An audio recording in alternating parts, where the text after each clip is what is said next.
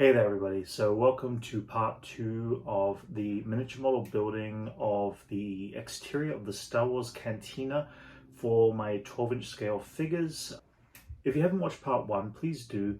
I actually go through and explain about laying the groundwork out for the ground itself, so please feel free to check it out. So for this second part, I'm going to actually end up by going and picking myself up some cardboard. Now, there are different types of cardboard that are out there, different products, different expenses. I'm trying to keep this in a budget. So chances are I'm going to end up by going to the 99-cent store and checking around, seeing what they actually happen to have there.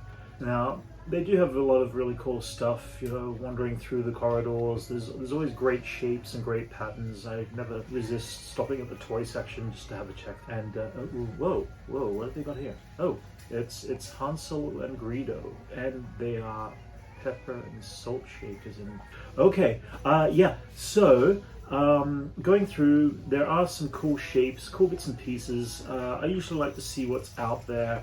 I am actually planning on doing some electrical stuff, plugging in some lights and things and LEDs. So I'm at the point where I found exactly what I'm looking for. I'm looking for the cheap foam core. This is not the best structured stuff. It is cheap, but it does cover what I need it to do. If I need to do something more structural, I'd get a much harder, heavier duty cardboard. For now, I'm going to pick myself up 10 sheets. These are like 20-inch by 30-inch sizes, and they're only like 99 cents each. So for $10, I can do all my wall covering that I need. Oh, look, other things that are here. There are some paint colors, which is kind of cool if I need some vibrant colored paints. Right now, none of these paints are in the tonal range that I need specifically, but it's good to know that they are actually here as paints that I can either use or mix in with other colors and create some additional things for it. So now that I'm back from my trip to the 99-cent store, I've got here some foam core. Picked up 10 sheets. It's about $10 worth. It's a good starting point to do a low budget and scale build of your miniature model.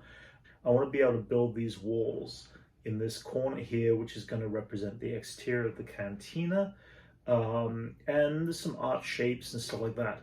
Now, because of the size and the spacing that I've got to fit this into, this is not going to be quite 100% to scale to the 12-inch figures because I don't have the depth of wall space, because I've only got 2 feet to play with right here. So what I do have to do is figure out what proportion looks good for the 12-inch scale figures that doesn't throw it off completely. And I might have to make a couple of choices in that space.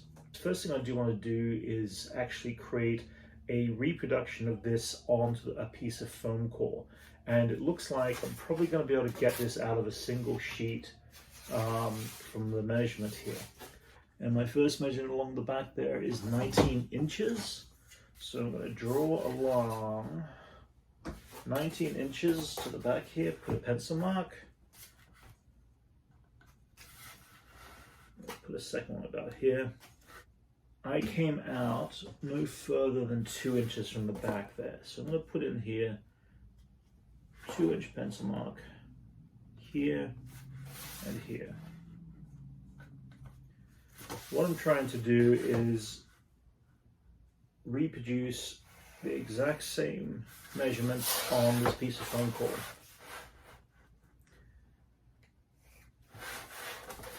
And I'm going to go down to the side next. I'm going to measure the overall length, which was 2 feet long, 24 inches. I'm going to measure down here, 2 feet. Put another mark here.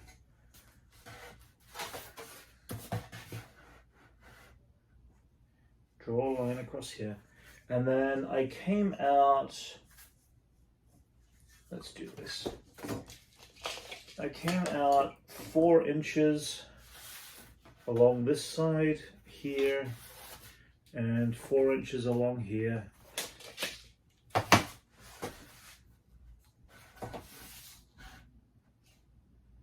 And I'm drawing this line here. So now I've got the L-shaped corner that is going in here. I've still got a few more shapes that I have to work around.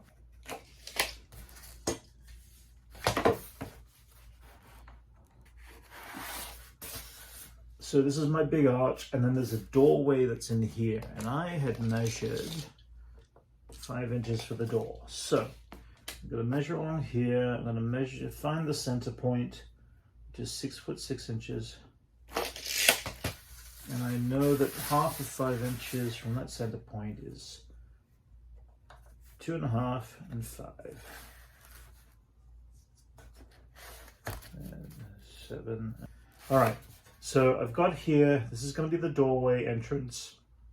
Now I'm looking at it, it feels like it's a little narrow. I think I'm going to actually extend on this doorway. I'm going to make it about 1 inch wide, about half an inch wider on each side. So I'm going to redraw that line there, and I'm going to scribble out my old lines. I just feel like this is kind of a more larger doorway suited for these characters and these figures. Okay, and looking at it too, this arch is bothering me. I think I'm going to cheat this arch about 1 inch wider on each end. I just got a feeling the proportions are going to be better suited, that the arch looks more correct than the actual length of wall I've got there. So this is the side where the Jawas are going to be sitting on, and I gave myself a series of dimensions again. Half of this was split in half at 2 inches. And then I want to find where the door is, so I'm finding the center point. Half of 11 is 5.5. Now these guys, I can get away with a smaller door. So I'm going to go 2.5 and 2.5, that's fine. To make this read a little bit better, I'm going to get a marker. Once you've figured out all your line work, I'm going to put in a heavier line that's going to make my life a little easier to actually make this all work. So this foam core, there are different grades of foam core that you can get. This stuff is probably the cheapest you can possibly get, and it helps to have a bit more support when you build everything. I always tend to build everything from the inside out. I like to build the rib cage and the support structure of what I'm building before I add on the exterior walls of something. That way I know that the inner support frame is going to help support and structure what you're building without it wanting to collapse in or warp. And that's the biggest thing with the cheaper foam core is, if you are on a budget and you could only afford the cheaper stuff, you really want to make sure you do add a little bit of extra support in the back so that it doesn't warp and form any weird shapes. So here I've got the line work, same thing I've got for the outside of the walls, and this is what is going to become my structural support. My arch one here, my doorway, which is the Jawas, my arch 2, and this is the doorway here to the entrance of the Cantina. The next stage to this is everything has a thickness. The edge of this foam core has got a thickness, which means that if I put this thickness on the front surface here, it means it's going to end up by coming out and eating up a certain amount of space on there. And if I want my dimensions to be exact to this framework, I actually have to subtract the thickness of the foam core from this model itself. What I mean by that is I need to go in, I'm going to cut myself up a little piece of foam core. I have myself a metal ruler, I have myself a knife to cut everything with. Make sure you put a brand new blade in the knife, it does help. I actually like the extendable, retractable blades. They're easy to snap off if you need to get a new pinpoint and you get the chance to use that blade without it getting dull. Surprisingly, foam core does actually dull out your blade. If you happen to have a mat table, that helps, or a piece of wood or another piece of cardboard underneath to cut through. What I need to do is I need to figure out how thick this cardboard is, and I always like just to cut a little piece off the end and use it as a reference guide. Now, I could sit here and I could measure up the exact thickness of that, which happens to be, looks like 3/16 of an inch. And I could measure across and take off 3/16 of an inch all the way around. In that case, I'd sit there if I want to be more precise and put little pencil marks at those various points and draw each of those marks around. This works really well if I had to get some really precise precision sizes like walls of a Death Star or something like that.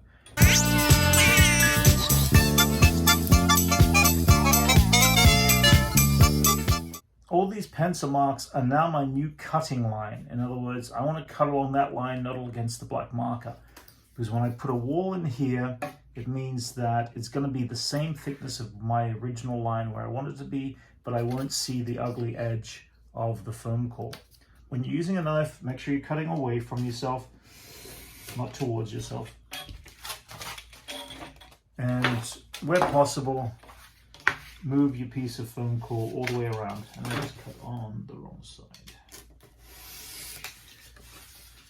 Okay. Now, if I continue cutting this way, I'm going to cut beyond that point. I always find that if you hit a corner, that you always want to start from the corner and work your way away rather than cutting towards it that way. It means that your line and your point are precision cuts.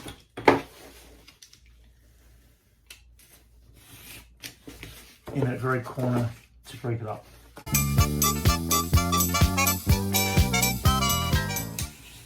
Always make sure your fingers are out of the way.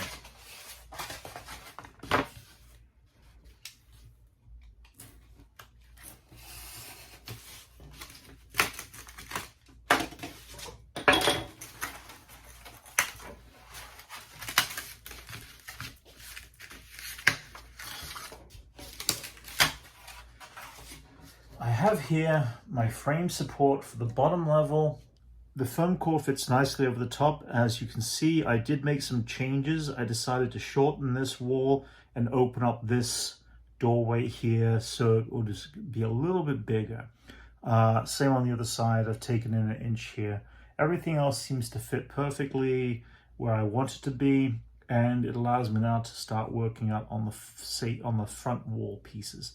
So from here, my next stage is going to be trying to figure out the little alcoves and the door areas on these first before I get to the outer wall. So I'm going to build this section next, followed by this section over here. I've got these pieces cut, and this is where my reference photo really comes in handy. I'm going to get to use this as a judgment. I actually do want to work on the outside wall pieces, figure out their exact heights and dimensions. So my first act is to measure my outside wall pieces, figure out what I need. When I measure this, it measures to 22 inches from the corner to the edge here.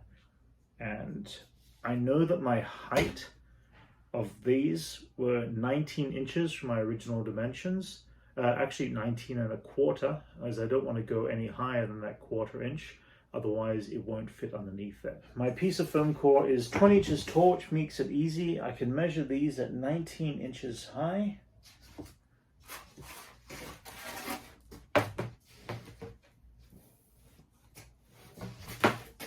I can draw a straight line across the top here.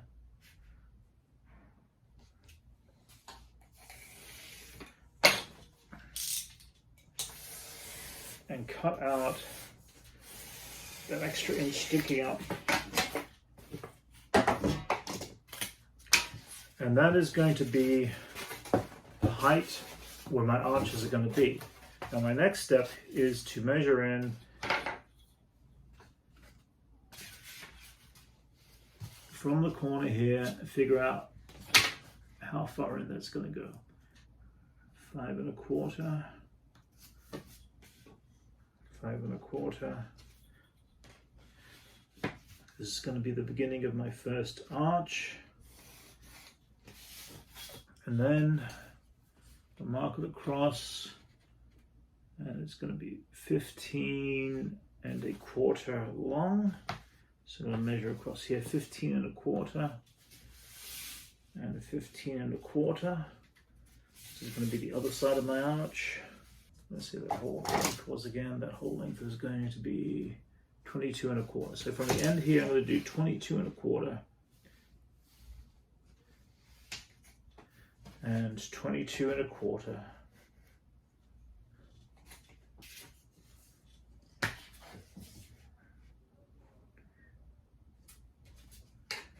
Draw my line all the way down. So this is the outside edge of my wall. That I do want to cut off right now.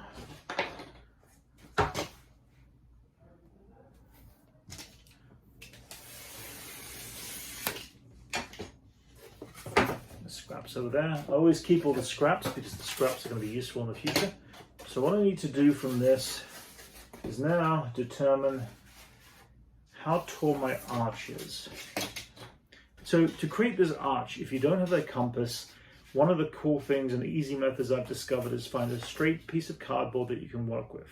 All right, so from this piece of cardboard, what you need to do is you need to determine your height. And in this case, I've only got a certain amount of space to play with on the height.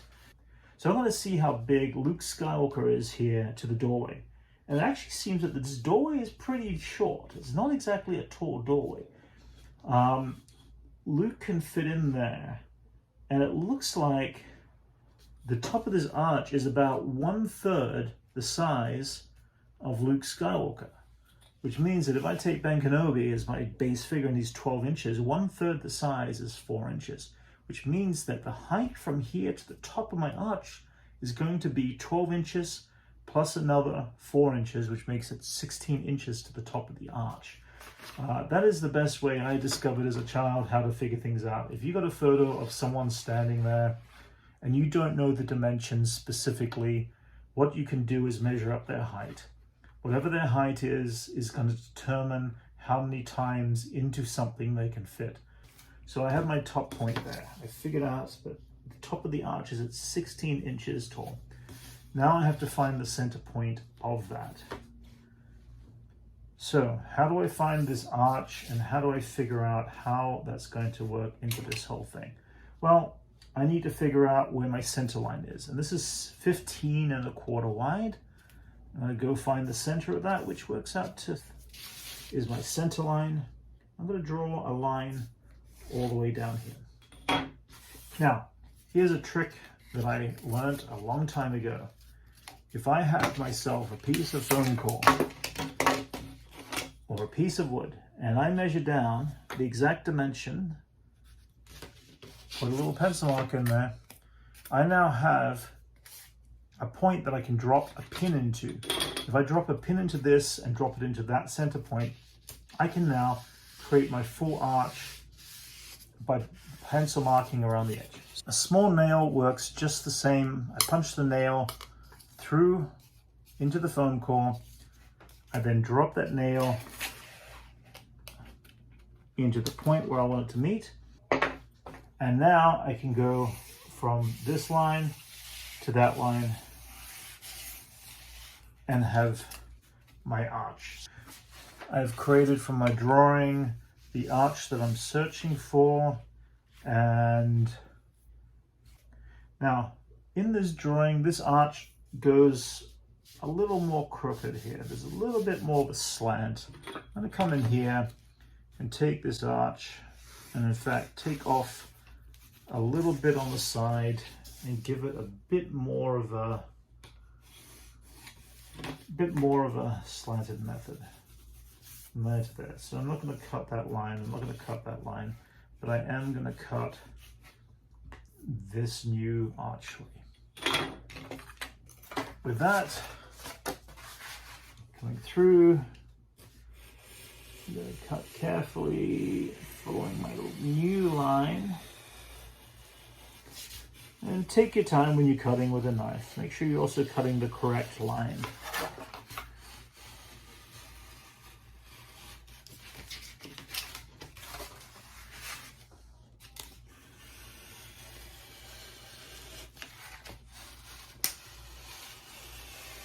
The good thing about all these walls is they're all textured, they're all got some shape to them. What I have now is the beginnings of my framework that's going to sit just like this, which is a pretty scaled height for my Obi-Wan Kenobi in this piece here. So now I have to do this arch, this line across here, my other corner from here to here. Now, I do have one thing. When I go to measure across this line from here to here, I have to subtract the thickness of this foam core. And the best way I can get that dimension is by putting this in the corner, putting a little pencil mark right here. And if you look carefully, you can see that this is now representing the thickness of my foam core. This is where I want to start the line that's going to be glued from here to the end along here. That measurement is going to be, and I'm going to add myself a little bit at the end there as well, it's going to be 15 inches long. So my piece that's going across here is 15 inches long and 19 inches tall. Another piece of foam core. I'm going to measure up here, measuring along here, 15 and a quarter, 15 and a quarter. I'm going to draw that line across here. And while I'm here, I'm going to cut this excess off. So this is my scrap. I'm going to use that later for something else. So my archway, this is the next important one. Best way to figure out this archway is I need to line this up where that pencil mark is right here. And I need to mark along. Do this side, it's a little cleaner.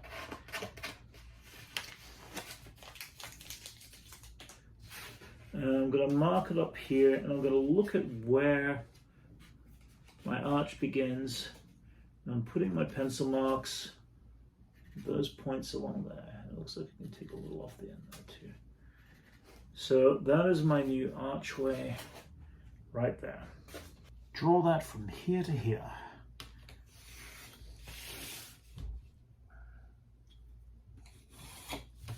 Now, it looks like the top of this archway here is somewhat different of a height to the big arch here. So I'm going to draw a little line across here. Now it looks like it's just a little taller than what the door is going to be there. Now, if I know that Luke is going to be 12 inches, because Ben Kenobi is 12 inches, and the top of this door is probably another, I want to say, just a little bit. I'd say it's about 3/4 of an inch. So I'm going to take this archway height to being 12 3/4 inches. Again, I'm kind of guesstimating it. I'm trying to keep things within a rough proportion. My goal is to make sure that this proportion feels like this proportion here. And since I know that Luke and Ben Kenobi figure of that size is in my scale, I'm going to play around with those as being my correct proportion. So it doesn't hurt to have a drawing and photograph where you can draw across it, take a photocopy and like this one, and that way you can figure out your heights. It also seems that the door is about the same height as that door there. So I know that both of these doors are going to be 12 inches tall. This is more of a slightly curved wall here, and I'm going to do the same thing. I'm going to kind of draw in my slight curved corner here, because I know inside of this is going to be the doorway itself. So my next stage is to cut out the first part of the archway right here, and from there we'll go to the next stages. When I'm cutting small archways like this in corners, I always tend to cut the corner first.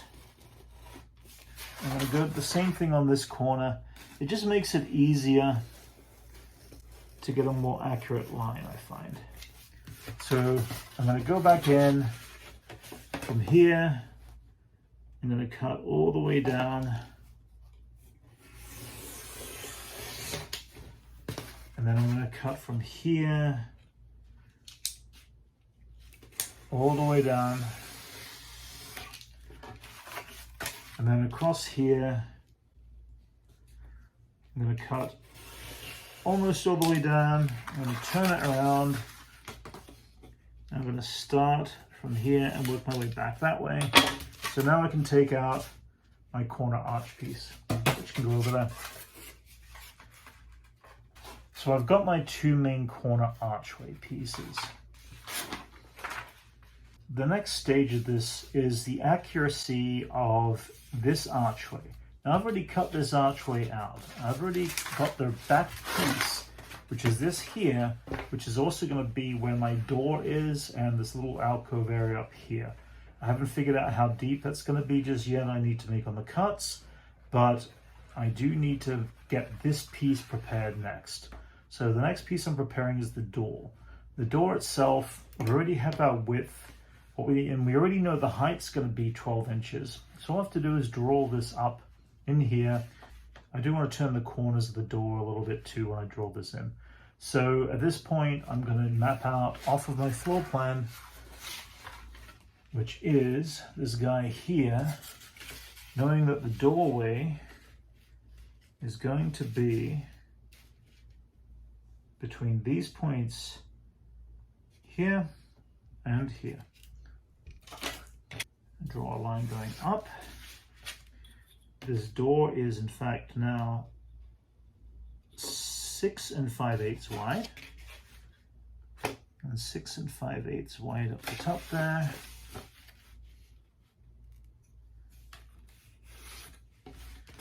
And the height of my door is going to be 12 inches tall, the height of an actual action figure,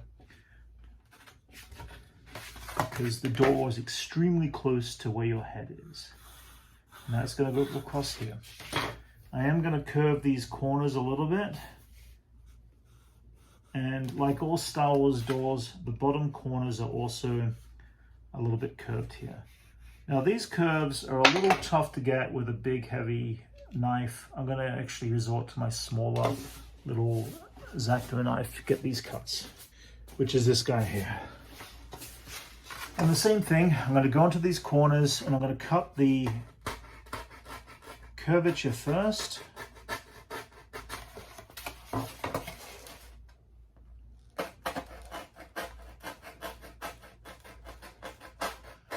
And the same down the bottom here, cutting these curvatures so you can all see. And this one up here.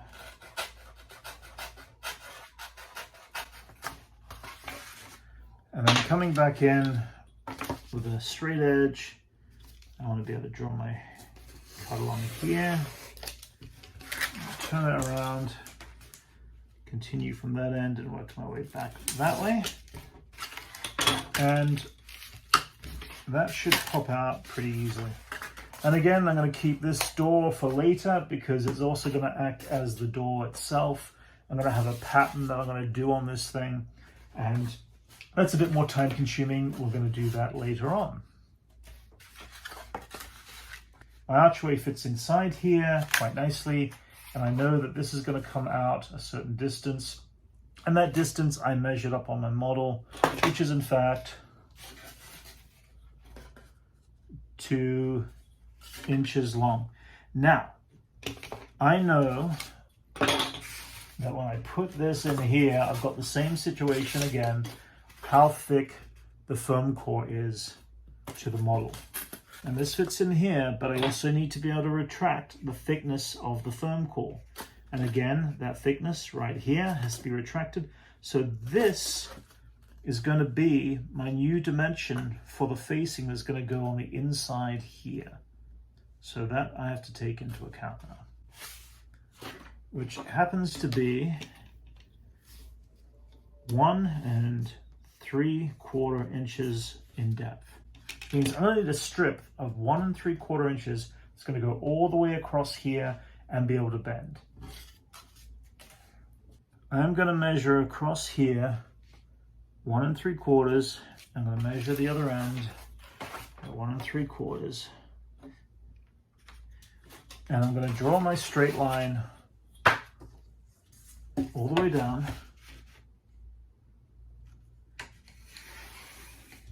Now, this overall length is 30 inches long. I get a feeling when I go to put this inside line in here that it's actually going to not reach all the way down. I think I'm going to need two of these strips. One is going to go part way and the other is going to continue it the other way. I'm going to cut a second one for safety. That's one. And that's two. This foam core does not bend very easily. In fact, it crinkles up quite badly when I actually end up by trying to bend it. So I need to figure out a way how I can make this stuff bend and bend as clean as it possibly can. Remember, on top of it, we actually are adding a lot of texture the same way we did the floor. I'm adding texture on the side here, so I don't have to have a thinner piece of cardboard. I just want to be able to make these bends without making them too foldy in the middle there. First, I need to figure out where my bend starts. Well, if I start this line across here, my first bend kind of starts around about here. So I can keep this pretty straight at this point, but the bends do start to go from there. Which means I want to be able to put a mark every ½ inch or so along. And from that, if I just loosely draw a line at those points all the way down, what I can do here is start to cut the foam core at all of these line points. Now, I don't want to go all the way through. I'm only just breaking the surface of the foam core. This allows it to score the surface, but allow me the freedom that it stays solid on the other end. And in fact, what I'm doing now is I'm going to be bending these points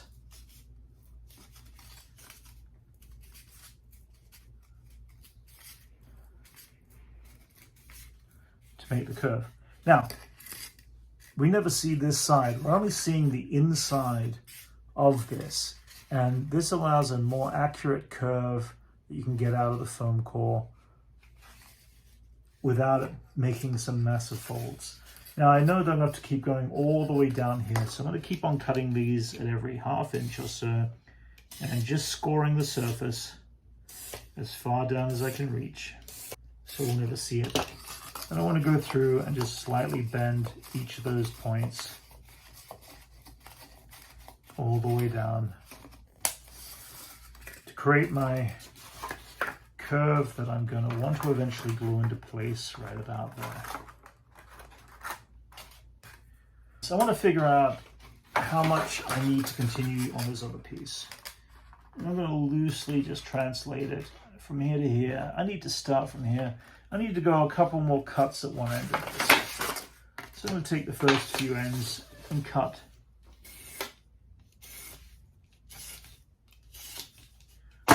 those areas right there to start from there. And I'm going to oval cut my length just a little bit, just get rid of this excess. The goal is I've got something that's going to start from here, bend around, and eventually I'm going to cut this excess off. I do want to glue this on first though. So I'm now looking at the back. I want to glue this onto the back. Always make sure that you're right on the back, because if you accidentally start gluing and you realize you're gluing it to the front, it's not going to help you out very much. Now, there are several glues you can use. And if you want something that's going to be long during on a harder piece of thicker cardboard, you're probably going to be better off going with wood glue. But in this case, I'm going to use the hot glue gun. It's actually simple. It's easy enough to actually join together, and most of it's going to be covered anyway with the texture. I'm not too worried about the type of glue as long as it holds. And in this particular case, hot glue will work perfectly. I have here the hot glue gun, and what I'm going to do is I'm just going to mark where I want to hot glue up to roughly. I'm going to put a little pencil mark just over here. I want to do this in small stages, so just going along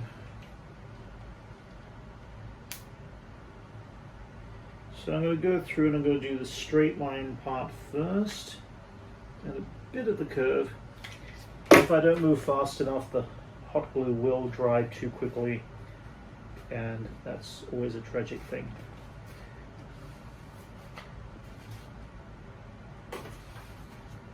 And the idea then is just simply to get it in the right place, hold it there, get it as clean as you can get, and just get the first stage. The good thing with the hot glue, it takes only a few minutes to dry. So, just shift it a little bit down the bottom there. A little bit of buildup of hot glue in there. So at this point, I'm going to come in here, slowly add more hot glue on the curve. I'm going to bring it back.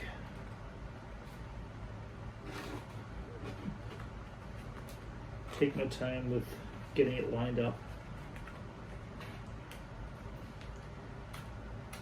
It's always important to put a bit of pressure down there, apply some pressure that I make this. And now I've got the knowledge here of what I need to cut this length at. I cut off, had a little bit extra so I could line this up here, put a pencil mark in there, and then cut off that extra, making sure I can keep it at 90 degrees since it's still going to sit flat. So then I've got this piece that's going to be here. I've got my other section which is going to sit in the back there and create my little alcove. This piece here is where I put the join, and I always like to give a little bit of extra strength, so I grab an extra piece of cardboard that's the right height, just so I can get a little splice there, just so I can actually put it in and add a little bit of reinforcement to those joints. Now, the next stage is putting on this piece right here, which is going to fit back into this area. Best way to do this is to turn it up the right way around. I'm going to turn the whole thing this way. And the best way to do this is to start off by gluing your inside edge and lining up a section at a time. Glue sticks are important. Depending on the size of your hot glue gun, you can get cheap ones at the 99-cent store. I prefer the big, thicker ones. It just I go through them a lot less. They can build up a little bit of cost, but hot glue sticks are definitely worth keeping around, especially if you don't want to run out of hot glue. So I'm going to put some glue along this edge, and I'm going to do about half of this right now, just so it doesn't set.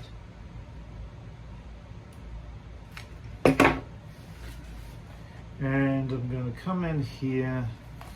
So where it's important is making sure that it does line up along the bottom there, because that is where it's going to meet. And applying pressure into the back, try to make sure it sits flat. You want to do this while sitting on the tabletop. And apply some pressure back there to hold it all in place. If you try to do the whole thing at once, it is really awkward and very hard to actually hold it in place and level everything at the same time. So I like to do this in sections when I'm hot gluing, because you can get in there. And I'm going to start by just pushing a little bit of pressure on these. Okay, that's starting to get hot. So just be careful not to burn your fingers out. Get some of that excess, then I'm going to turn it up the right way. And again, apply pressure along the back there. Keep it as flat as you can and as clean as you can. Make sure you're covering all the areas. We have there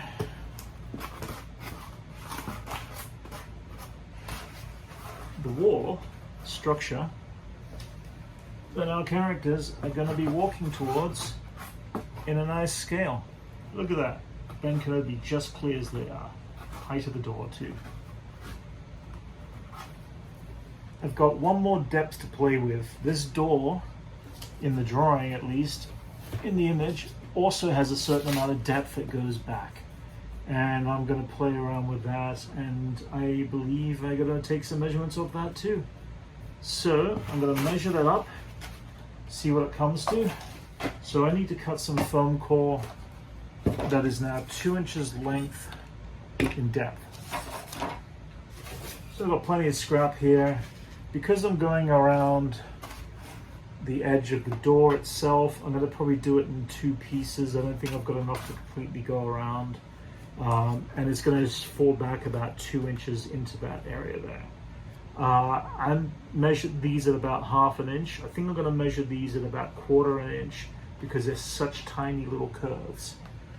I've got the pieces that are going to go around here to create my thickness of my door.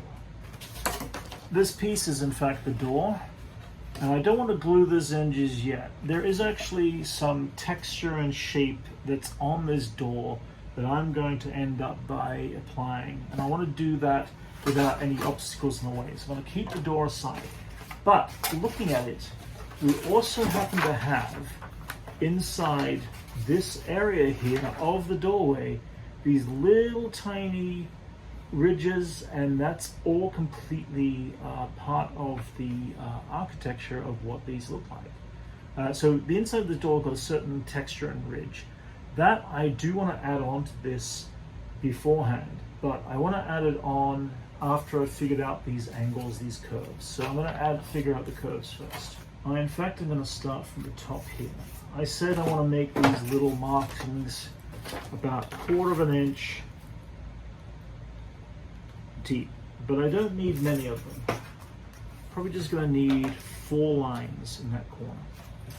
So I'm going to do the same thing. I'm going to cut through only just off the surface, just to break the edge.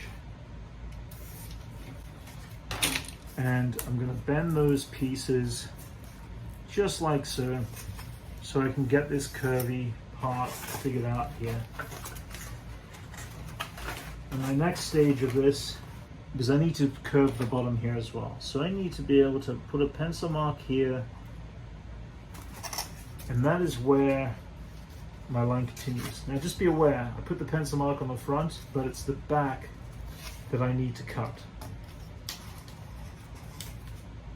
Now I've got my 2 ends that I've got cut and bent, and I want to attach them onto the back of this. So in this case, I'm going to turn this whole thing upside down, and I'm going to glue it on from the back itself. But I'm not going to glue it down just yet, because I do want to put my little shaped strips in here, and they're going to be slightly different. What I do need is to finish the rest of this here. I do want to attach these guys together. I want to make one great big long trail here. So I'm going to glue the very end of it. Gluing it together, letting it set. Make sure I've got a cleaner edge on there. And for a little bit of extra strength, I'm going to cut a little bit of extra and glue it on the back here as well, just for some extra support. That will help hold that in place. And again, it's on the inside, so we'll never actually see it. That is my curved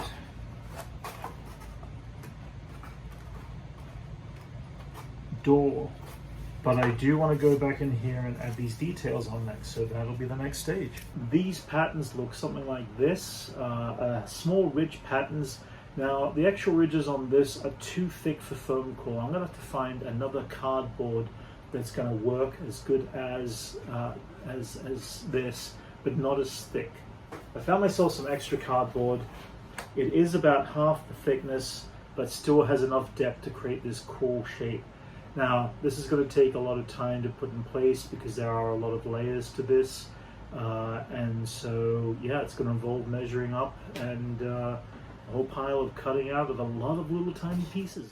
So first thing I'm going to do is draw it up on my piece of board, and I figured out the dimensions that I need to be. I'm going to make them 3/8 of an inch long, and the middle piece is going to be 3/4 of an inch, and the shorter pieces are going to be 1/2 an inch. So what I need to do there is get all these lines worked up and figure out from there what I'm doing. Okay, so 3/4 of an inch. Draw a straight line from there. Now I've got to mark these up on the other side. It's always important that you keep an accurate set of measurements.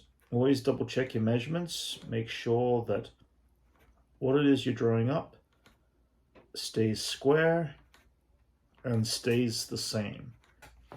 Now when I actually put these together, I'm going to have to create a spacer in between each one. And I'm probably just going to use another piece of cardboard that works the same. So what I have here is I need a 1/2 inch, a 3/4 inch, and another 1/2 inch. 1/2 inch, 3/4 inch, another 1/2 inch. So I'm drawing up multiple of these line works all at once. Okay, so I'm going to end up by cutting this excess off. Because right now, I don't need to drag all this behind. So I'm going to get rid of that. I'm going to cut off this at the 90 degrees here. Caught on me there.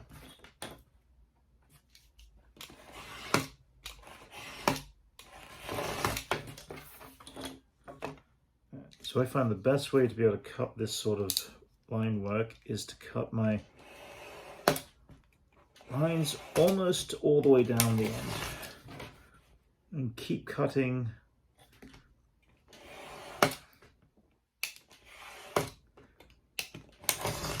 continuously.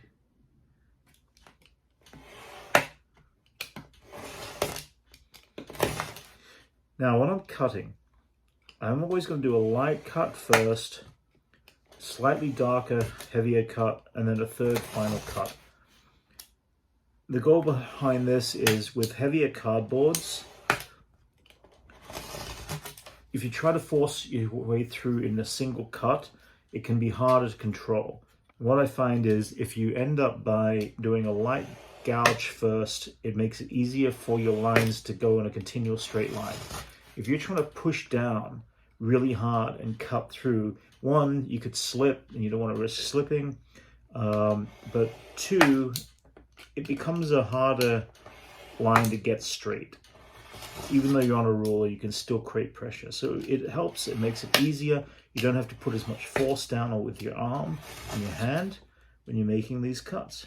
So at this point, I've made all these cuts. I've got all these flappy pieces right here. What's going to make my life easier now is to go back in and very lightly apply pressure onto the rule and very lightly cut down. Now because there's a lot of movement, it's best to do several light cuts. And when you do that, eventually you'll get through and you'll cut that entire row of pieces ready to go. That way you also know that they're all going to be accurate and lined up with each other. So again, same thing. We'll do a whole series of row of cuts. And then one final one. So at this point in time, I'm now going to want to glue these individual pieces in. So I'm not going to work on the areas where the folds are just yet, because I'm going to have to put those in when I actually glue it into place. But I do want to get the rest of the straight areas along here, which is going to help. The one big thing I've got is when I join these pieces into here, I need to be able to fit the thickness of the door, which means that my line has to start from here back. I also have the join that I actually also need to cover, and I realize when I put these down, I actually have to go over part of that there. So what I need to figure out is where I need to start and how much this is going to take through here and how thick each line is going to be. I'm going to use a piece of the foam core and draw my edge where my door is going to be, all the way down here. I don't want the first one to be hard up against the door. I want there to be a little bit of a gap. So I'm going to also start my first gap about here, in about the thickness of the edge in. I'm going to use the metal rule for this one.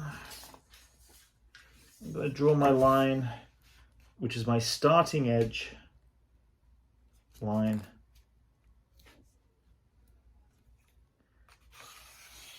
Where I want this to go. I'm going to need some wood glue on this particular one. I'm going to get a scrap piece of cardboard that I can work with here. A scrap piece of foam core will be fine. I'm going to use some cotton wool buds, or toothpicks will work as well. And what I'm going to be doing here is putting a little bit of glue onto my cardboard. I am going to put a bit on the toothpick and then glue the bottom of the piece of cardboard. I'm going to start, my first piece is going to go in right there. Now, I'm going to need a spacer. I'm going to use this piece of that same thickness cardboard as my spacer. And I'm going to put the next one in, which is slightly longer. Same thing, I'm going to glue the bottom, glue it down. Hold on.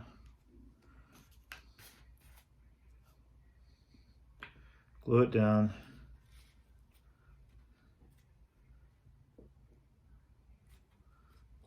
And then I'm going to get the third piece and the same thing.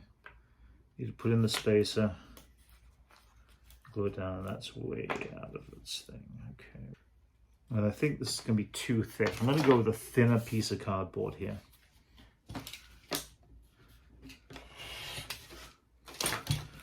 Thinner piece of cardboard is my spacer. I'm also going to make sure I line them up evenly by making sure this is straight.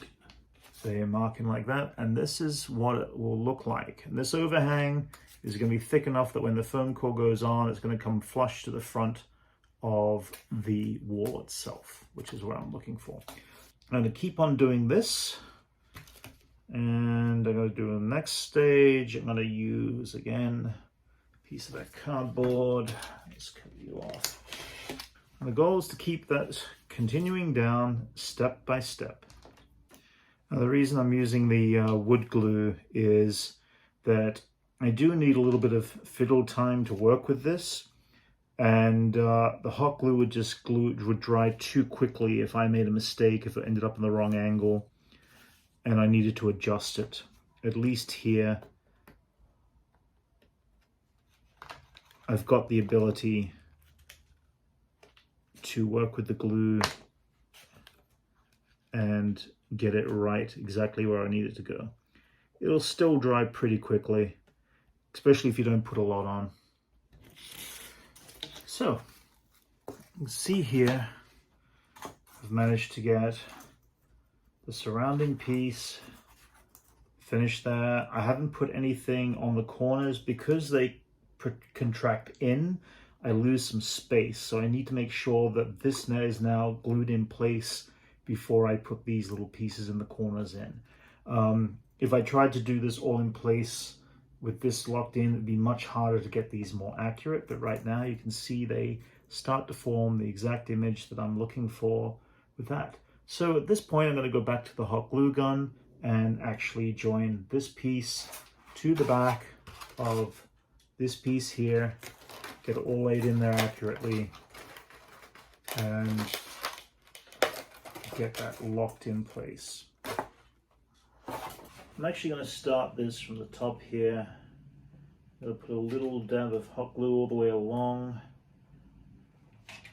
I'm going to start by dropping this down here first. making sure that my curvature fits in there and lines up. And knocked off a few little pieces in there that I'll have to reinforce. But that is it right there. So now that I've got this in place, I'm going to add back in the pieces that need to go on the curve, which is the one over here, another one right here,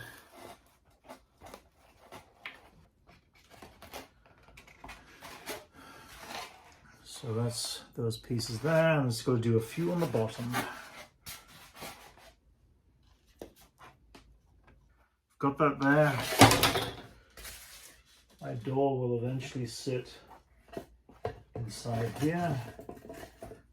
I'll line that up properly when I go to attach it. This shape has formed its shape. It looks just like I want it to be. It's all in a nice scale for when Ben Kenobi comes into the Cantina. And yeah, so the next stage is going to be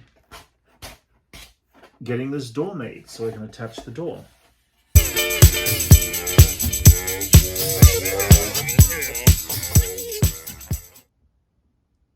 Okay, so now that this part is out of the way, I am now going to drop the door. And for that, I'm going to get a piece of really firm cardboard. I actually got this out of a sketch pad. You can use the relatively cheap stuff you can get from the 99-cent store. You can get great big sheets that allow you to have a bit of firmness to your cardboard. I don't want this door to be really thick, not as thick as the side panels. So my first step is to in fact trace the size of the door over the top of the piece of cardboard. Make myself an accurate drawing. Now, I've ended up by picking myself up because I lost my old one, an old matte knife board. These guys are really useful for cutting on, makes it nice and flat. I was doing it on the table before and I couldn't find my old one, so I decided it was going to be useful for me to kind of get a new one, and I did. So once I've drawn out the basic shape, I'm going to cut it out, make it simple on myself. Now, it doesn't hurt to always mark a direction that is upwards direction, just so you know which way is up. That way you don't get it mixed up. If there's any alterations or any discrepancies, at least you can keep everything all the same direction when it goes back in the model. I need to draw in the patterns on my door. I have the basic pattern here that I'm going to work with. Now, the trick on this is that I need to make sure there's enough clearance on the side that none of this affects what I want to do with my actual paneling that's already in here. So I am actually going to be drawing in about 1/4 inch to start with all the way around. And you can measure it. I'm just going to eye this up because I pretty much can see where the 1/4 inch is. I'm also going to cut off this excess as well.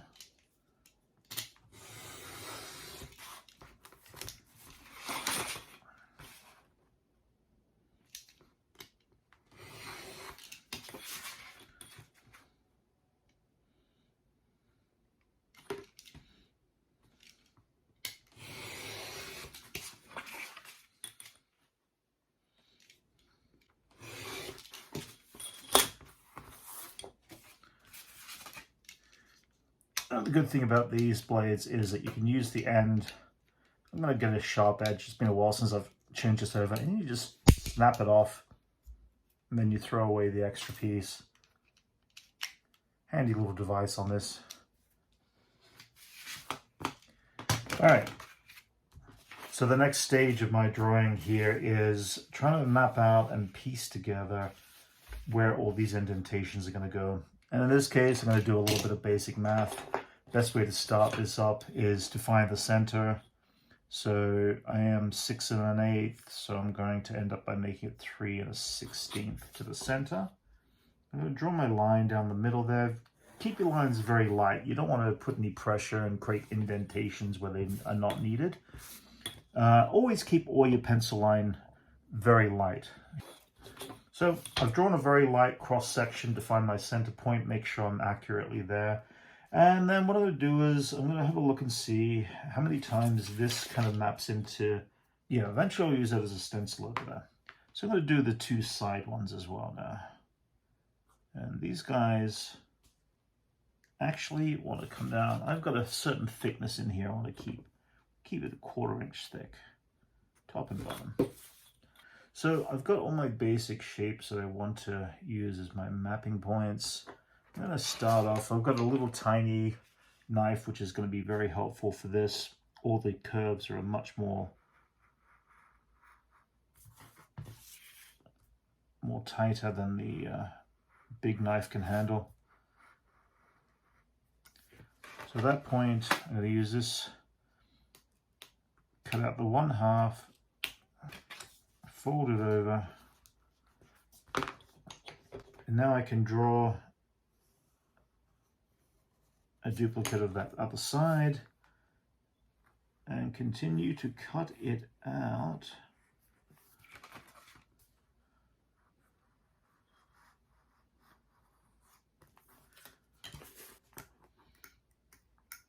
And take my time while I'm doing this, make sure I get it accurate. So I'm going to line this up here, eye that in there, and then draw my shape right here. This one, in fact, has to flip around and become that shape right here. I always find when you're cutting something out, cut from the inside out. It makes life a lot easier, and that way you're not getting things caught and all that in between. So I've got my centerpiece out. I'm going to cut this guy out next. Okay, now I'm going to do the top and the bottom one next.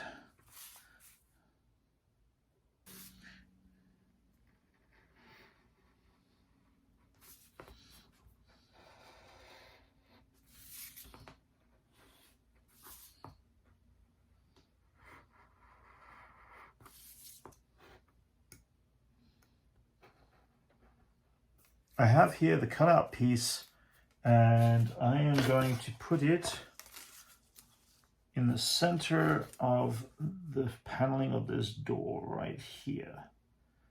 I'm going to lay this in place. I'm actually going to just hand draw the outside edge, just so I know where to put it when I lay this back on the model.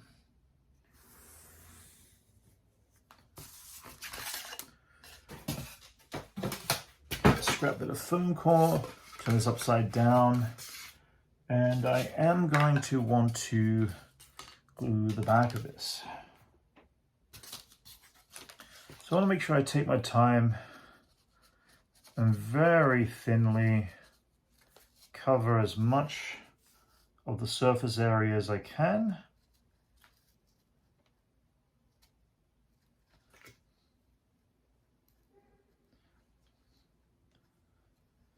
At the same time, be very vigilant, very quick, because this will start to dry out pretty quickly. Now, if I had more space and outdoor ventilation, I would use probably spray glue on this. It's probably going to cover as equally, but because I'm indoors, I'm going to stick with the wood glue here. And the cardboard's strong enough that it's not going to take any warping into account. It's going to sit pretty flush. Okay, now that I've pretty much covered the whole area, I'm going to take out my door. I'm going to very carefully line this up with my line work that I put in there. Then I'm going to start from the center, work my way out, apply pressure, and start to push down everything, making sure that it's back on my line that I put in there. And now I have a door panel which is slightly embroideredly raised, which is going to be great when I go to paint the detail, because all this is going to start to push forward. One more little push down.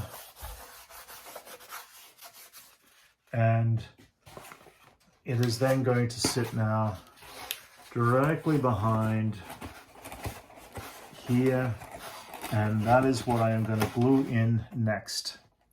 I'm going to end up by gluing around the edge of this guy.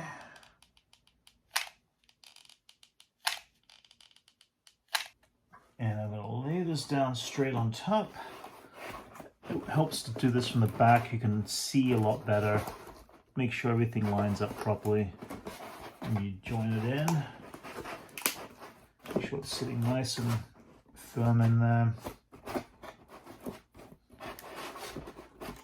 That the hot glue takes hold. And just for a bit of extra reinforcement, I'm just going to glue around the edge of this.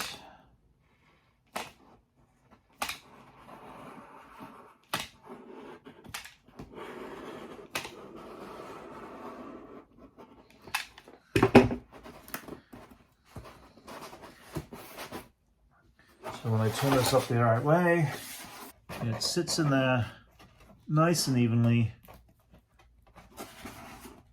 and works. And I completely forgot something.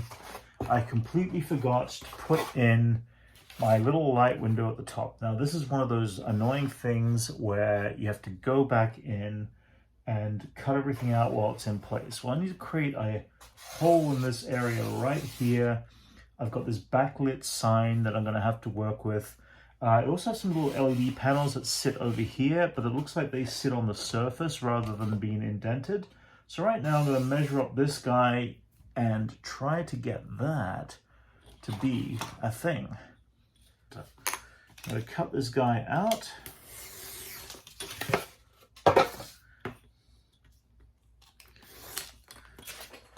And I'm going to bring this model back over here.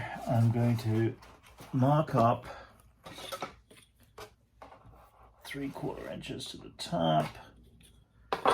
We'll lay this up here and line that up to the center there. And I'm going to draw my square all the way around. So I need to cut this out here. I'm just going to very carefully cut this out.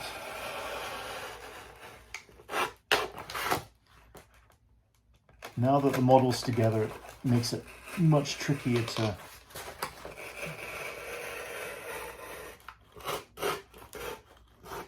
get this cut out properly.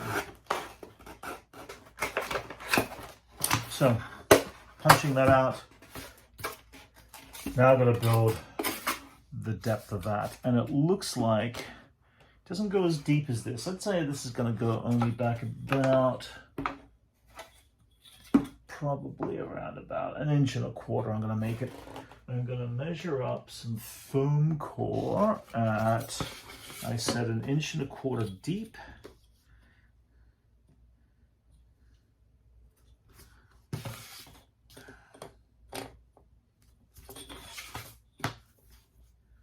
And mark that there. So let's see, I need to get at least 2 pieces at 7 inches, the top and the bottom. So I'm going to need to cut a second one out. Well, maybe. Hang on, let's see. So that'll be for the top and the bottom. Now I need to get a piece that goes along here. And I need to measure this up exactly because I need to know what that dimension is along here from the outside. Because I've got the thickness of my model, I need to be able to add that extra foam core. So I'm 2.25 inches. Now, these pieces just have to get hot glued right in the ends there. A little bit of glue there.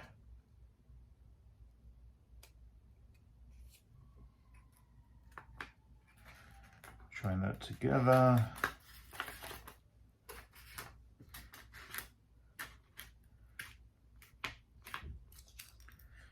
That still fits in there, that's good. All right, and now I'm going to get my main model, turn this upside down, and glue this right into place there.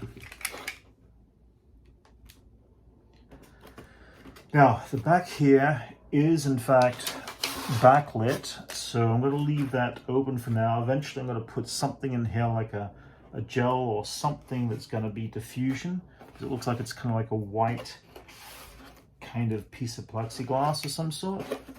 And I am in fact going to then put some LEDs behind it eventually. But there's also some signage, and I do need to get the exact look of that signage down. And I'm going to print all that, probably print it out and stick it on the plexiglass. So, error found and corrected. I've got the portal at the top there now. I've got my door in place. Eventually I'm going to put some piece of, it looks like it's around about this height here. I'm going to keep that pretty clear so I can glue on some eventual details for that. And it looks like most of this wall is pretty good. It's onto the side wall here where the Jawas are. Now I've got the back section here finished and joined together. I'm now going to do the side wall here, the Jawas. I'm going to build this, but I'm going to keep it separate from this piece. I'm actually going to have to texture and paint these separately. And it's much more difficult to try to paint and tie a piece as one thing. I'd rather try to paint these and texture these as individual pieces and then join them together when they go onto the model towards the end.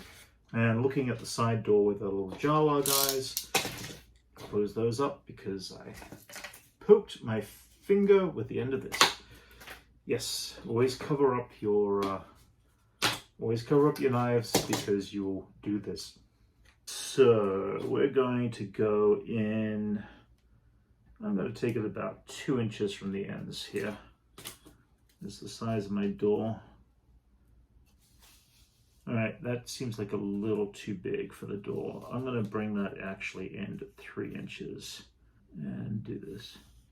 Now this door also has curved corners, and you can bet that the same corners are going to be curved down the bottom. And there's also this shape that comes out of the wall with a ring on it. I assume it's something to kind of hook in and hook your bantha to, or your jewback to stop it from getting away. It's like a giant chain ring. So there is this shape that is right here that's going to be built out. And it's got a bit of a taper to it, and it looks like it tapers out further than this. So I think I'm going to bring this in 1 inch on the side. It starts from here and it's going to go in about there. Which means I'm going to need to find myself a large, great big ring that's going to go through this.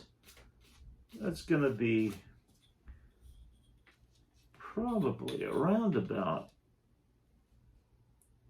maybe 3 inches. Yeah, probably about 3-inch ring of some sort.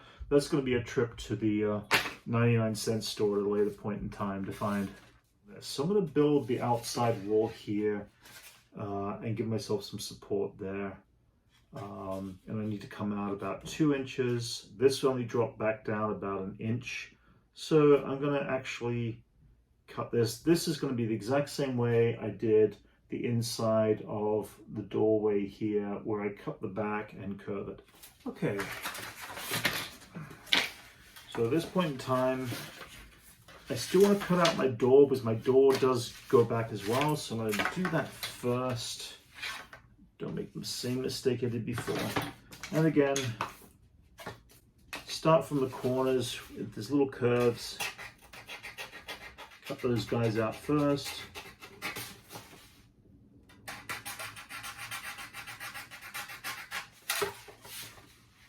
Okay, straight lines next. And again, remember, start from the top, work your way down, turn it around. Start from that end. That way you don't leave any indentation of a cut from your blade in your foam core. I'm going to need that later. And this is upwards direction, door. So I'll put you over to the side. At this point in time, I know this is going to be 1 inch height. This is going to sit like this. What I need to do is I need to mark up where my curve begins. And it's going to go around probably to about, and again, I'm only applying pressure part way down just to score it enough that I can bend each piece to get my curve that I need to from there. Now I have my full piece that's going to fit around here.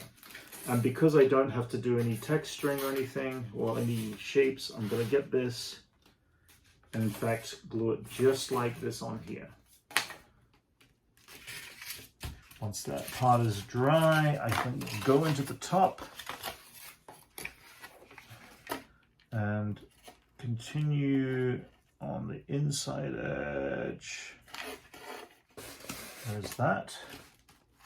I realize I'm going to need another 1 inch depth for in here because my door has got the exact same depth situation there.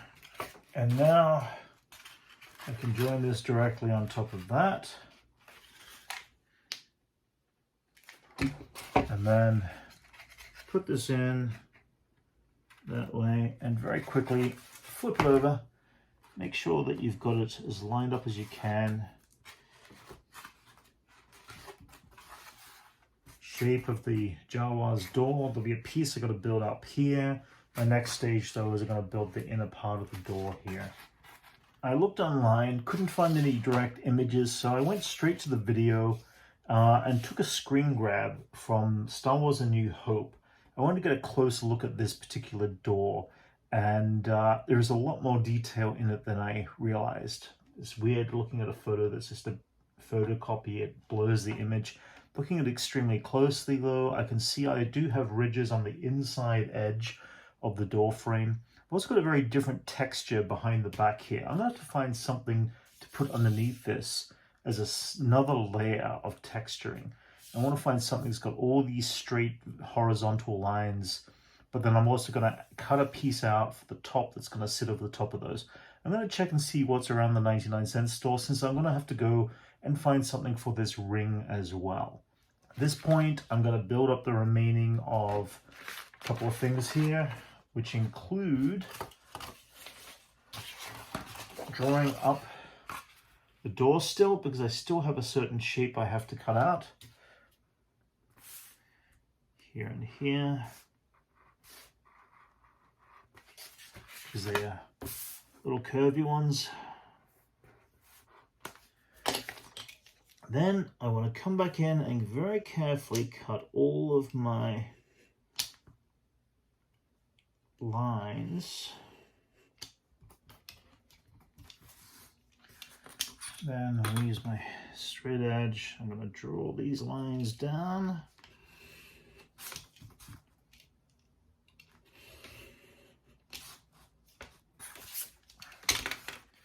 Pop these guys out from here.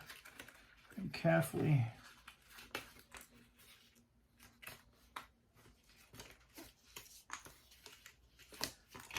clean up the edges here.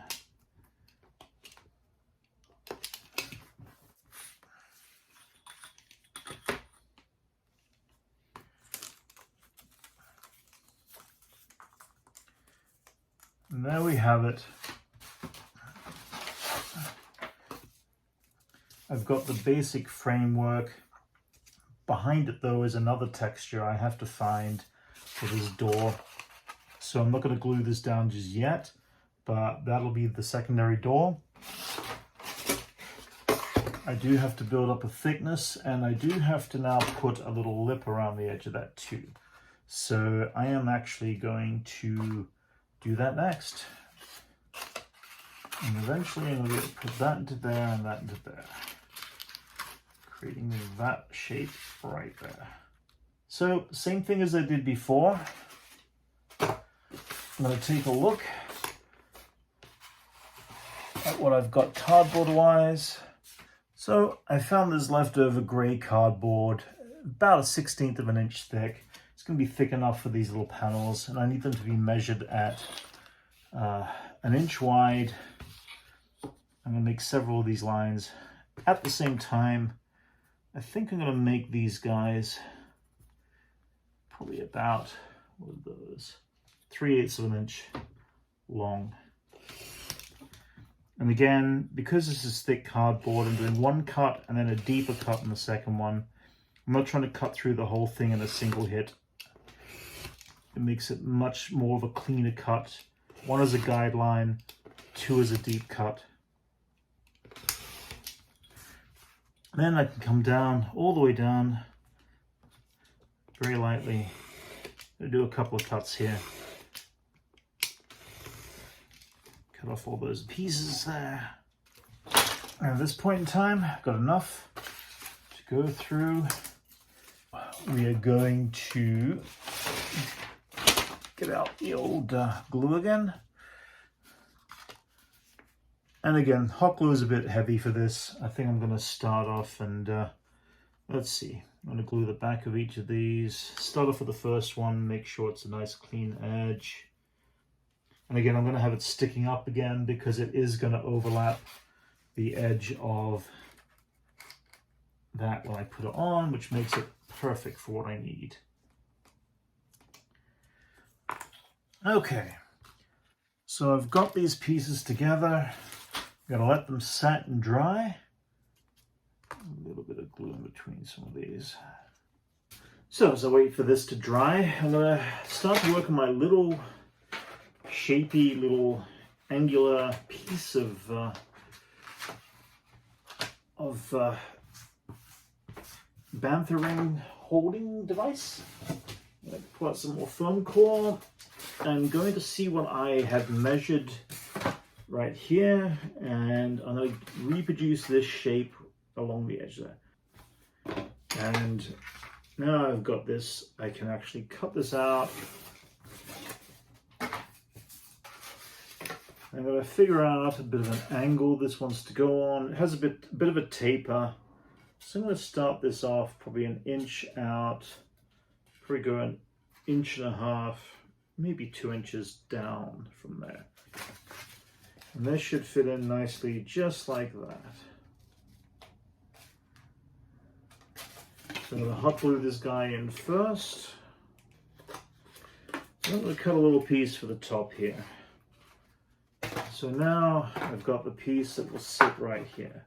What I need to do is now figure out how tall that is from there to there. I need to be able to draw and chop out a piece that is this big and has a continued steep angle, because the idea there is that I can add another piece directly to it. This is like an extremely fine little angle here that I'm trying to find. And that looks like it's pretty close. So all I have to do here is hot glue along this edge here.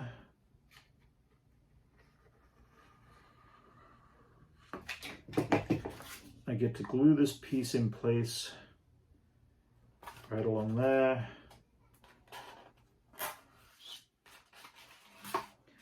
And let that set. And this piece now should be able to easily fit right on top, right in there. And then I have myself my shape for this ring to be attached in here. I am going to come back into the edges of this. I'm going to take off some of this 90-degree angle. I'm going to break it up just a little bit, because even though I'm adding texture on top, I'm going to add a little bit of roundness to the edges of these. It just helps kind of break up the sharp, direct angles that are on the cardboard. So I soften the edges around here just so that they're not so 90 degrees.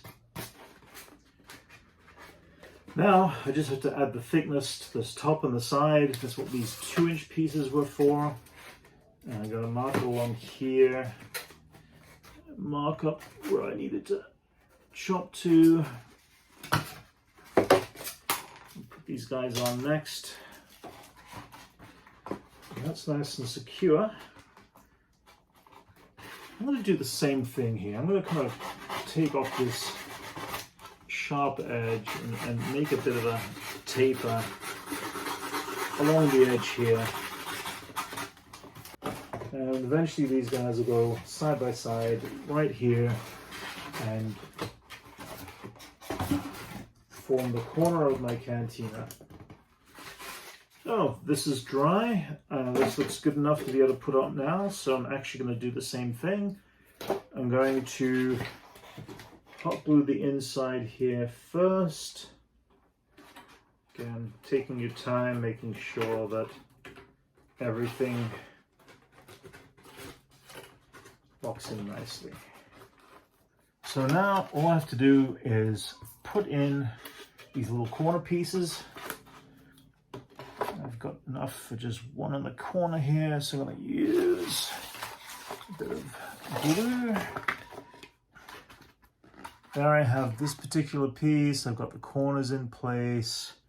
I've got my door that will eventually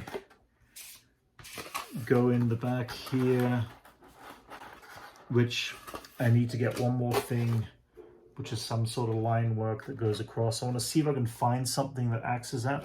Otherwise, I'm going to have to cut a whole pile of strips and go vertically, which is not ideal. But I'm going to see what I can get. I'm also going to look around for this ring around here that's hanging down, because I need that. And it needs to be about 3 inches in diameter. And I'll punch the holes out once I know how big this ring is. I'm thinking of like a rubber ring of some sort. If I can't find something from the 99-cent store, then I'll end up going to a hardware store and picking up some sort of a rubber ring from there. The piece that we actually cut for along the floor, I'm going to need to put that along the back here for extra support. Actually, it goes that way. I want to do extra support. I'm going to use the bottom of this section and this corner here. I'm going to cut it off here because this belongs on the other side. And this is going to be extra framework that's going to help me support the whole shape a whole lot more. I don't have to be as dogmatic on the back here, as long as I can get these pieces adding some extra frame and extra support. That's all I'm looking for. So primarily I'm just building a rib cage that's going to help give me a bit more strength on the back of the large flat areas that need a bit more reinforcing, a bit more support. And it'll help keep them square as well. So with that in place, I also have a solid piece I want to have for the edge here. So I'm going to put this one in next. This is my front edge, and eventually I'm going to meet this up to another part of the model, but I do need to spend some time to figure out how that's going to blend into the front of the other piece. Okay, that's good. I'm going to put another piece along the top and then a piece down the side. Now eventually I'm going to want to run some cables and LED lights, because I do want to backlight this little area, which is going to be our little sign. So the back of this is starting to get some reinforcement. I am going to put some ribs going across this way. Same over here. Again, I don't want any part of this large open space to start warping. So you can see the additional support here is going to help keep everything in square and less chance to warp. And notice now the front of it, it sits nicely once you get everything up underneath it. The back of this guy doesn't need as much, but needs a little bit. So the same thing on the back of the little one, a bit of a rib cage. I'll get rid of all this extra hot glue that's lying around. And now that's given me a nice strong support for both of these pieces. And again, these guys eventually hook up with each other, one here and here. they're going to make a nice little corner for me to actually join together and put in place. At this point in time, it is off to the 99-cent store and see if I can find some bits and pieces that I need to finish these off.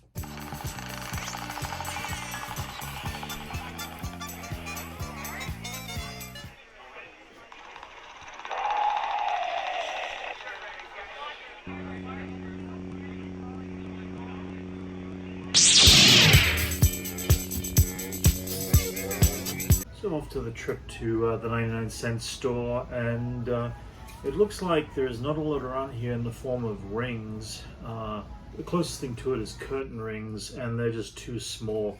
Looks like I'm going to take a trip over to the hardware store and see what they've got there. I'm having trouble finding this ring anywhere. I'm going to pick up some of this tubing instead, and I'm going to make my own ring out of it, I think. So, I had no luck finding the texture that I needed for the back of my actual little indentations for the door. I'm going to have to make something for it instead, and each of these thin pieces are very raised areas, so I'm going to have to go back in and add some line work back into this. I want a whole pile of these little strips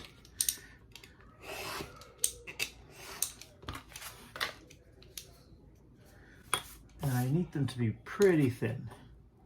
I'm going to make them around about this size here.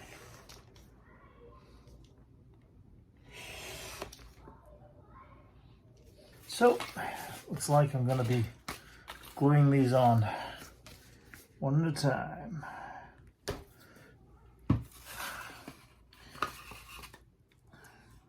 So I'm going to keep this really thin just to hit the surface.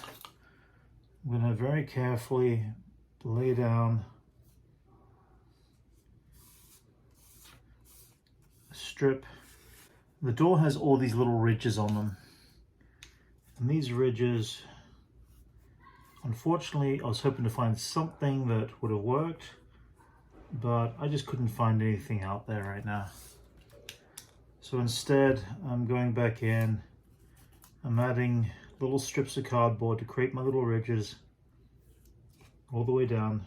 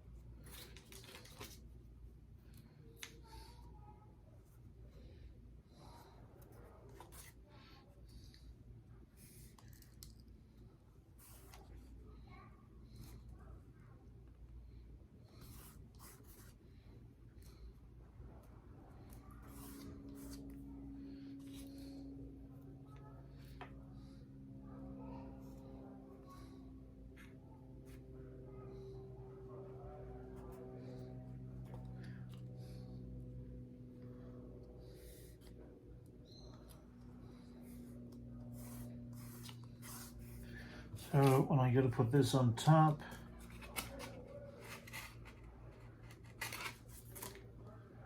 that should work out pretty good.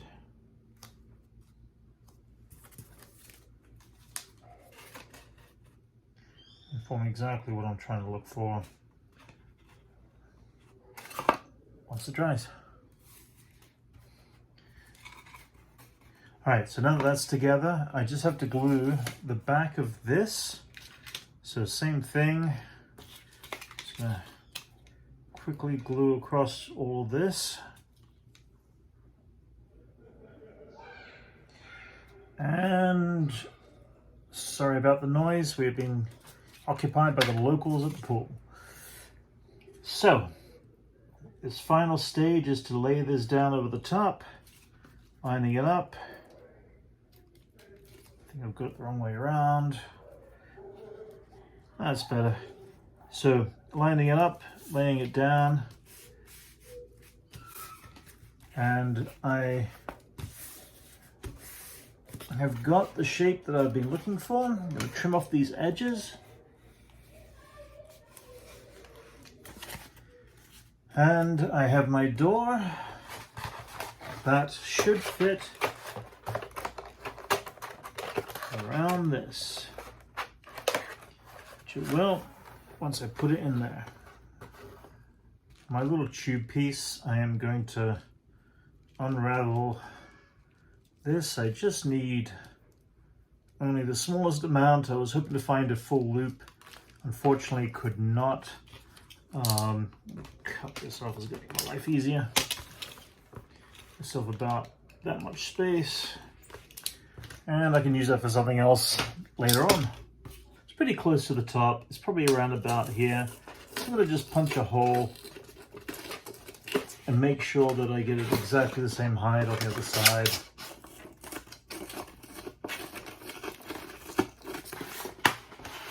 And I'm going to punch one end through this direction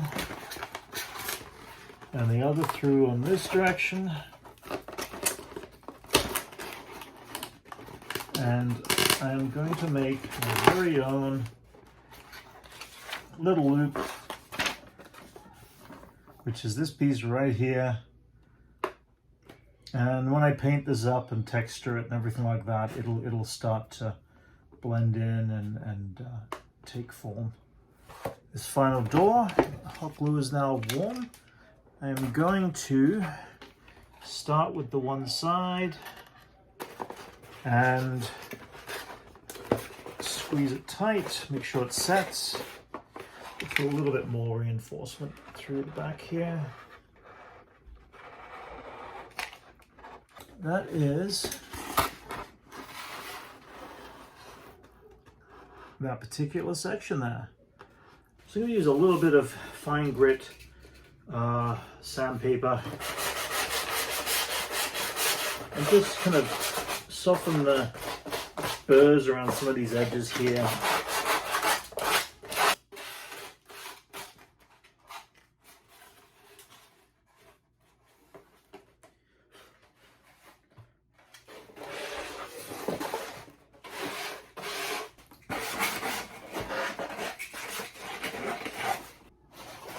Okay, once these go in here, that will be how it fits. Before I go any further, I want to make sure this all fits properly, nice and snug. That looks really good. There's the floor.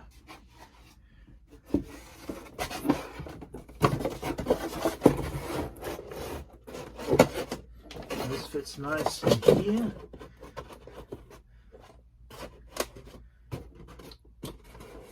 Room to build up my sand around the corner, and this piece, which is shorter anyway, is going to fit in the back there.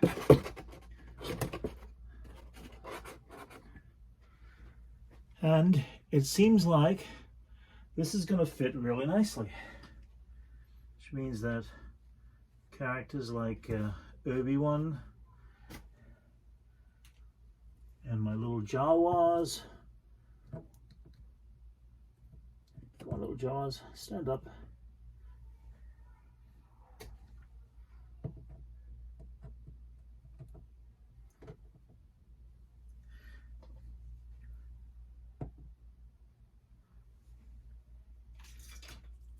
Maybe a pit droid or two.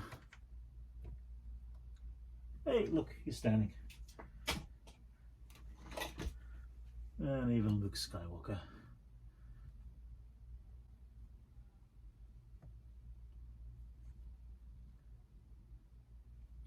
So there you have it. It looks like it's going to fit nicely. I've got enough room that I can backlight an LED in this area here. I've got about maybe about 3/4 of an inch of space. So when I put a piece on the back there, that'll work. So it seems to fit nicely in that area there. Pulling it out there. So I'm gonna have something I'm gonna use as a sky, some background settings. My dewback will sit right here. Across here is going to be my other space junk, and then across there will be some sort of a cutout. But it looks pretty good. The floor is all in place. It's all sitting nice and level. And yeah, so the next stage is to texture these walls and join them in. I am actually going to do something, because I merge right into the cantina right here. I'm going to do some sort of a join overlapping right here, because I do have the extension cords coming down that I need to hide behind all this and make it work, because that's what's powering up all the way there up to everything else that's up there. And I've got to embed them somehow. That's my next big goal. But you can see there all the fine detail on the doors coming through. Well, that's the end of another video. We will continue with part 3 next week. If you enjoyed this video, please like and subscribe, and we'll bring you some more goodies next week. Cool. Stage 3, texturing.